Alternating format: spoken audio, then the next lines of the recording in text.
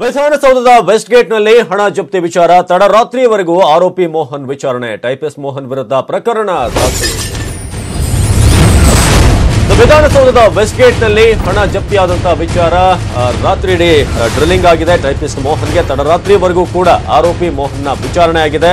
ಈ ಹಣ ಯಾರದ್ದು, ಎಲ್ಲಿಂದ ಬಂತು, ಇಷ್ಟು ಲಂಪ್ ಸಮ್ ಅಮೌಂಟ್ ಅನ್ನ ಎಲ್ಲಿಗೆ ತೆಗೆದುಕೊಂಡು ಹೋಗ್ತಾ ಇದ್ರು, ಈ ವಿಚಾರವಾಗಿ ವಿಚಾರಣೆ ಆಗ್ತಾ ಇತ್ತು. ಟೈಪಿಸ್ಟ್ ಮೋಹನ್ ಬೈಕ್ನಲ್ಲಿ 25,76,000 ಹಣ ಅಲ್ಲಿ ಪತ್ತೆಯಾಗಿತ್ತು. ಪೊಲೀಸರಿಗೆ ರೆಡ್ ಹ್ಯಾಂಡ್ ಆಗಿ ಮೋಹನ್ ಸಿಕ್ಕಿಬಿದ್ದಿದ್ದ. ಆ ಹಣ ಯಾರದ್ದು, ಯಾರಿಗೆ ಸೇರಿದ್ರು, ಈ ಒಂದು ಪ್ರಶ್ನೆಯನ್ನ ಮಾಡಲಾಗ್ತಿದೆ.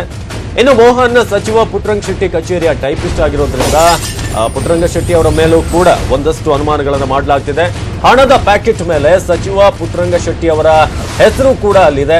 ಹಣ ನನ್ನದೇ ಅಂತ ಟೈಪಿಸ್ಟ್ ಮೋಹನ್ ಹೇಳ್ತಿದ್ರು ಕೂಡ ಆ ಒಂದು ಉತ್ತರದಲ್ಲಿ ಎಷ್ಟು ಸತ್ಯ ಇದೆ, ಎಷ್ಟು ಸುಳ್ಳಿದೆ ಅನ್ನೋದು ಗೊತ್ತಾಗಬೇಕಾಗಿದೆ. ಕೆಲ ಹೊತ್ತಲ್ಲೇ ಮತ್ತೆ ಟೈಪಿಸ್ಟ್ ಮೋಹನ್ ವಿಚಾರಣೆ ಆಗುತ್ತೆ. ಪುಟ್ಟರಂಗ ಶೆಟ್ಟಿ ಅವರ ಟೈಪಿಸ್ಟ್ ಮೋಹನ್ ಸಚಿವ ಪುಟ್ಟರಂಗ ಶೆಟ್ಟಿಗೂ ಕೂಡ ಕಂಟಕ ಎದುರಾಗುತ್ತಾ? ಯಾಕಂದ್ರೆ ಆ ಹಣದ ಬ್ಯಾಗ್ ನಲ್ಲಿ ಅವರ ಹೆಸರೇ ಇದೆ.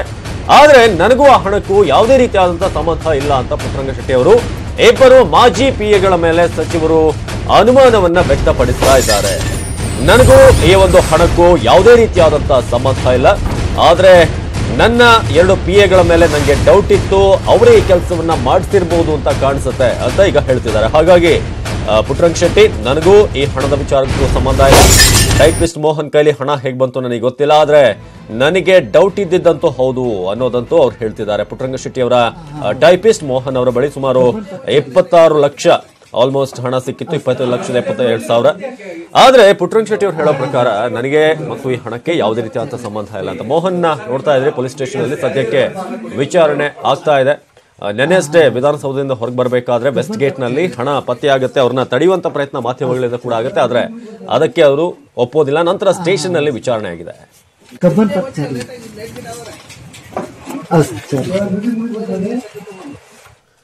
ಇನ್ನು ವಿಧಾನಸೌಧದ ಬಳಿ ಹಣ ಸಿಕ್ಕ ಹಣದ ಪ್ಯಾಕೆಟ್ ಮೇಲೆ ಸಚಿವ ಪುಟ್ಟರಂಗ ಶೆಟ್ಟಿ ಹೆಸರಿರೋ ಬಗ್ಗೆ ಸ್ವತಃ ಪ್ರತಿಕ್ರಿಯೆ ಕೊಟ್ಟಿರುವಂತಹ ಪುಟ್ಟರಂಗ ಶೆಟ್ಟಿ, ಹಣಕ್ಕೂ ನನಗೂ ಯಾವುದೇ ರೀತಿಯಾದಂತಹ ಸಂಬಂಧ ಇಲ್ಲ, ಜೊತೆಗೆ ಇಬ್ಬರು ಮಾಜಿ ಪಿಎಗಳ ಮೇಲೆ ಅನುಮಾನ ವ್ಯಕ್ತಪಡಿಸಿದ್ದಾರೆ. ಇವನು ಟೈಪಿಸ್ಟ್ ಅಂತ ಅವ್ನು ನಾನು ನೋಡೇ ಇಲ್ಲ. ಇದು ಹೇಳ್ಬೇಕು ಅಂತಂದ್ರೆ ಅವ್ನ ಮುಖನೇ ನೋಡಿಲ್ಲ, ನನ್ನ ಎದುರು ಬಂದು ನಿಂತೂ ಇಲ್ಲ. ಹಾಗಾಗಿ ಈ ವಿಷಯ ನನಗೆ ಗೊತ್ತಿಲ್ಲ. ಸುಮ್ಮನೆ ನನ್ನ ವಿನಾಕಾರಣ 20 ಲಕ್ಷಕ್ಕೆ ಹಿಂದುಳಿದ ವರ್ಗ ಕಲ್ಯಾಣ ಇಲಾಖೆ ಸಚಿವರಲ್ಲಿ ಸಿಕ್ತು, ಇವ್ರಿಗೆ ಯಾರೋ ಕಾಂಟ್ರಾಕ್ಟ್ದಾರ್ಕು ಅಂತಂದು ಕೊಟ್ಟರು ಅನ್ನೋದು ಸರಿಯಲ್ಲ. ಹಾಗಾಗಿ ಎಂಕ್ವೈರಿ ಆಗಲಿ, ಬೇಕಾದ್ರೆ ಯಾವ ಎಂಕ್ವೈರಿ ಯಾರು ಆಗಲಿ, ತಪ್ಪಿದ್ರೆ ಬೇಕಾದ್ರೆ ಯಾವ ಶಿಕ್ಷೆನಾರು ಆಗಲಿ, ಅದಕ್ಕೆ ನಾನು ಬದನಾಗಿರ್ತೀನಿ. ನಾನು ಅದನ್ನು ವಿರೋಧವಾಗೂ ಆಗಲ್ಲ. ಅದು ತಪ್ಪನ್ನು ಸರಿ ಅಂತ ವಾದ ಮಾಡ್ತಕ್ಕಂಥ ಮುಟ್ಟಾಳರು ಯಾರು, ನಾನು ಅಂಥ ಮನಸ್ಸಿನಲ್ಲ, ಅದರ ವಾದನೂ ಮಾಡೋಣ. ನೋಡೋಣ ಅದಕ್ಕೆ ಹೆಂಗೆ ಈಗ ಯಾರು ಬರೆದಿಟ್ಟಿರಿ, ಕಂಪನಿದ್ರೆ ಬರೆದಿಟ್ಟಿರ್ಬೇಕು, ಅದರಲ್ಲಿ ನನ್ನ ಹೆಸರು ಬೇಕು ಅಂತ ಬರೆದಿಟ್ಟಿರ್ಬೇಕು, ನೋಡ್ತೀನಿ. ಅದಕ್ಕೆ ಎಂಕ್ವೈರಿ ಆಗಲಿ. ನಾನೇನು ಎಂಕ್ವೈರಿ ಆಗಬಾರ್ದು ಅಂತ ಇಲ್ಲಿ ಹೇಳ್ತಾ ಇಲ್ವಲ್ವಾ? ಸಿ ಕಾರ ಕೊಡು, ಯಾವ್ದು ಕಾರ ಕೊಟ್ಟು ಎಂಕ್ವೈರಿ ಆಗೋದು.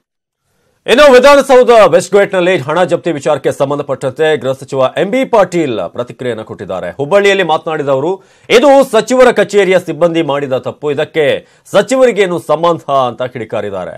ಈ ಬಗ್ಗೆ ಸಂಬಂಧಪಟ್ಟ ಸಚಿವರು ಹೇಳಿಕೆಯನ್ನು ಕೊಡ್ತಾರೆ. ಘಟನೆಯ ಬಗ್ಗೆ ಪೊಲೀಸರು ತನಿಖೆ ನಡೆಸ್ತಾ ಇದ್ದಾರೆ ಅಂತ ಹೇಳಿದರು.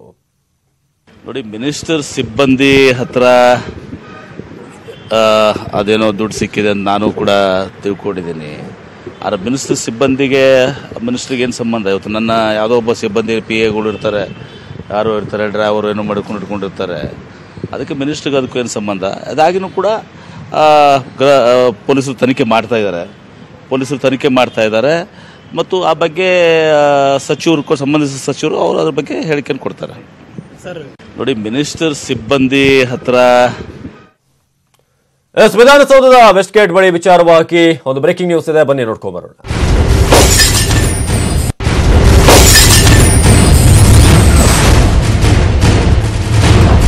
ವಿಧಾನಸೌಧ ವೆಸ್ಟ್ ಗೇಟ್ ನಲ್ಲಿ ಹಣ ಜಪ್ತಿ ವಿಚಾರವಾಗಿ ಬರ್ತಿರುವಂತಹ ಬ್ರೇಕಿಂಗ್ ನ್ಯೂಸ್. ಗುತ್ತಿಗೆ ನೌಕರ ಮೋಹನ್ ಬಳಿ 25 ಲಕ್ಷ ಹೇಗೆ ಬಂತು? ನ್ಯೂಸ್ 18 ಕನ್ನಡದ ಬಳಿ ಇದೆ ಎಕ್ಸ್ಕ್ಲೂಸಿವ್ ಆದಂತಹ ಮಾಹಿತಿ.